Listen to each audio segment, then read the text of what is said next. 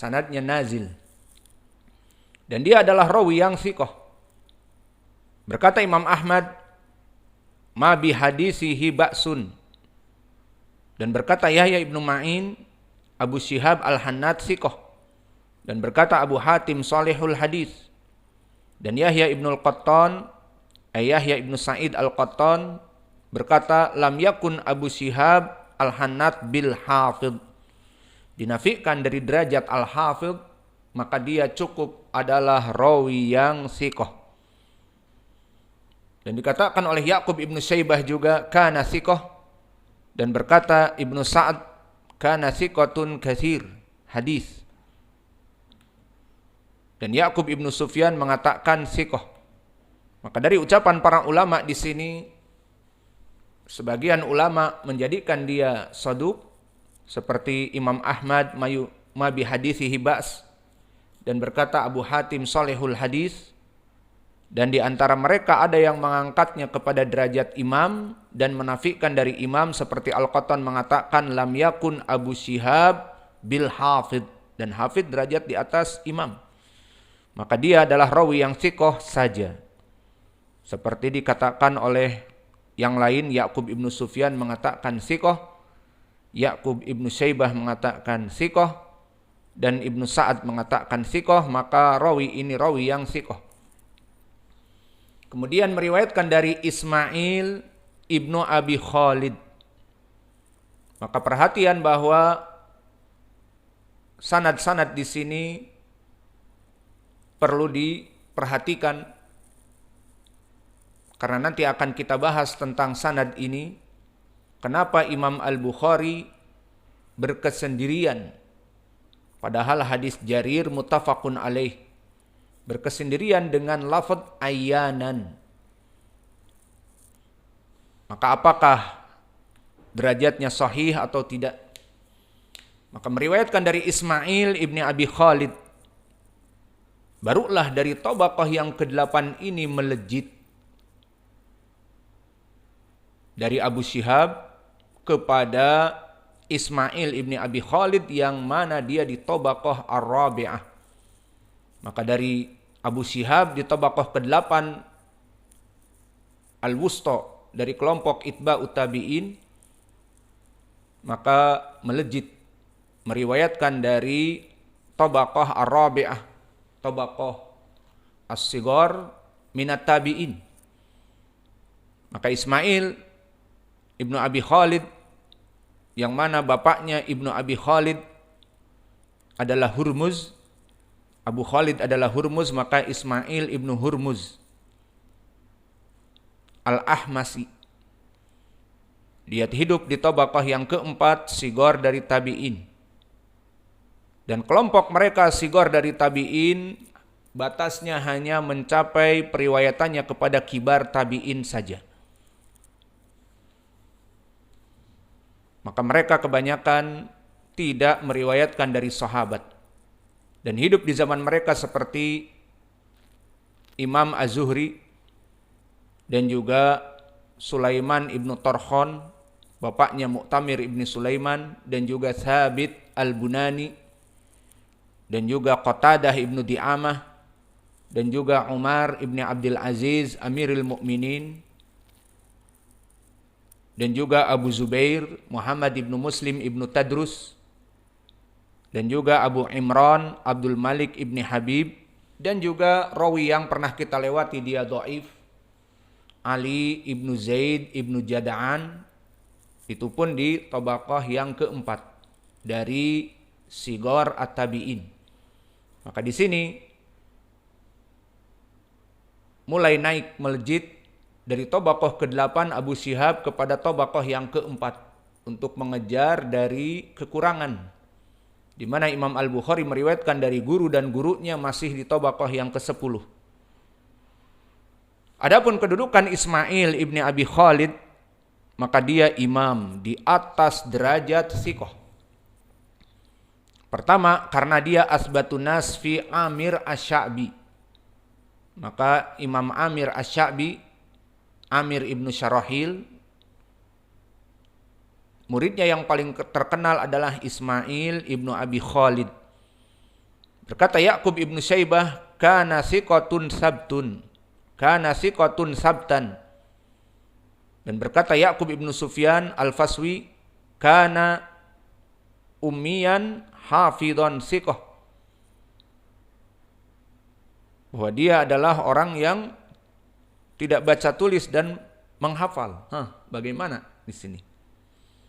Kalau Imam Ahmad as-sahun nas hadisan ani Sya'bi ibnu Abi Khalid.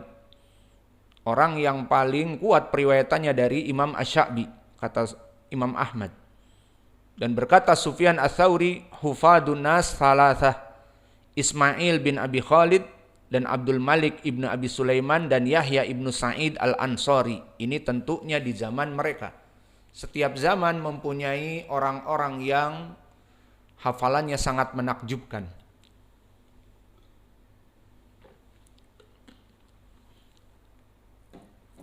Dan yang keempat, Ismail. Dan yang ketiga, Ismail. Ismail ibnu Abi Khalid, Abdul Malik ibnu Abi Sulaiman dan Yahya ibnu Sa'id al-Ansari. Dan Ismail a'lamun nas bisya'bi wa athbatuhum fihi. Dia paling kuat dari Imam Asy-Sya'bi. Dan berkata Abu Hatim, la uqaddimu alaihi ahadan min ashabi Sya'bi wa huwa thiqah. Aku tidak pernah mendahulukan dari perawi-perawi yang lain dari murid-muridnya Sya'bi kecuali Ismail. Dia lebih didahulukan dari murid-murid yang lain dari periwayatannya Ani Sya'bi. Dan begitu pun Ali ibn al-Madini, ashabu Sya'bi, Abu Husain, kemudian Ismail, dan di sini Ismail ibni Abi Khalid yang diinginkan, dan Daud ibnu Abi Hind, dan juga Mutarrif dan Asy-Syaibani. Maka syahidnya di sini Ismail ibnu Abi Khalid dari orang-orang yang sangat kuat periwayatannya dari Imam Asy-Sya'bi. Maka Ismail ibnu Abi Khalid arfa minasiqah, sudah masuk di tabaqah yang keempat. Kemudian meriwayatkan dari Qais ibni Abi Hazim an Jabir. Maka Qais ibnu Abi Hazim kita tidak akan pernah menyebutkan di tarjimahnya sekarang karena telah lewat. Coba antum lihat di bab yang pertama, di hadis nomor 3. Maka disebutkan hadis Jarir terdahulu. Maka ini faidahnya kita masuk kepada hadis ini karena telah kita lewati di bab yang pertama. Di hadis yang ketiga yang muttafaqun alaih, qala al-Imamul Bukhari rahimahullahu taala haddatsana Abduh ibnu Abdillah haddatsana Husain al-Ju'fi an Zaidah haddatsana Bayan ibnu Bishr an Qais ibni Abi Hazim haddatsana Jarir. Maka hadis ini sanadnya telah kita lewati dan bertemu kepada Qais ibnu Abi Hazim dari Jarir. Dan di hadis yang terdahulu di bab yang pertama, karena babnya juga lain, bab apa? Al-muslimun melihat Allah di hari kiamah, maka cukup dengan lafaz innakum satarawna rabbakum yaumal qiyamah. Kalian pasti akan melihat Rabb kalian di hari kiamat. Ini pendalilannya cukup sesuai dengan bab. Namun di bab yang kedua lebih spesifik lagi, penulis mengatakan al-muslimuna yarawna rabbahum dengan kedua matanya. Maka diambillah riwayat yang berkesendirian Al-Bukhari, bukan Al-Bukhari dan Muslim, seperti kami sebutkan di dalam matan di bab yang kedua ini. Sehingga Qais ibnu Abi Hazim telah terulang. Dan sahabat Jarir ibni Abdillah pun telah terulang. Maka di sini tidak butuh kita jelaskan lagi, tinggal merujuk kepada syarah yang telah kami berikan. Dan perlu antum ketahui bahwa matan yang ada pada antum al-akhbaru as-sahihatu fi sifati ru'yatillah fil akhirah, itu matan. Dibuat dengan susunan matan. Ada bab, kemudian sanad. Adapun apa yang diberikan oleh pembicara dan penulis, ada syarahnya khusus. Namanya Al-Basirah. Syarah Al-Akhbar As-Sahihah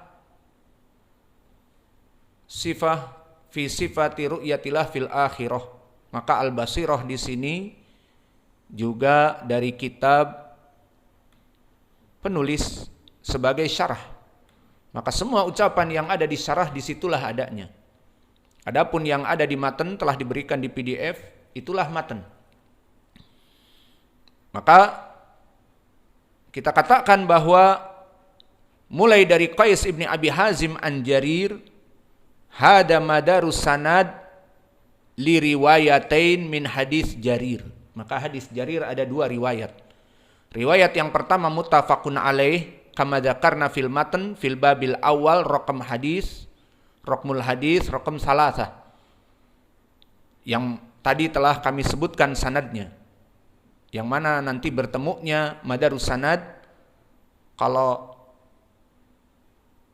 di hadis yang nomor 3 di bab yang pertama dari Bayan Ibnu Bishr dari Qais ibni Abi Hazim dari Jarir, muttafaqun alaih Al-Bukhari dan Muslim. Dan lafadznya hanya cukup dengan innakum satarawna rabbakum yaumal qiyamah kama tarawna hada la tudamuna fi ru'yatihi. Tidak disebutkan dengan kedua mata. Wa riwayah atsaniyah kama fi hadal hadis. Maka dari Qais ibni Abi Hazim dari Jarir ada riwayat yang kedua di Sahih Al-Bukhari seperti disebutkan tadi sanadnya. Yang mana sanadnya di sini dari Ismail ibni Abi Khalid an Qais ibni Abi Hazim dari Jarir. Maka dari dua riwayat ini sanadnya bertumpu kepada Qais ibni Abi Hazim dari Jarir. Disebutkan innakum satarawna rabbakum ayyanan, bahwa kalian akan melihat Rabb kalian dengan kedua mata. Maka qad sabaqa dzikra tarjimatihima fil babil awal wa dzakarna huna an Jarir radhiyallahu anhu mukhtasaran fil lafadz ma'a ziyadah lafadz ayyanan. Maka hadis Jarir dari Qais ibnu Abi Hazim itu telah disebutkan di hadis dulu dan di sini diulang dengan tujuan tambahan riwayat innakum satarawna rabbakum ayyanan. Kalian melihat Rabb kalian ayyanan dengan kedua mata. Inilah bab yang kedua yang lebih spesifik. Maka di sini tambih.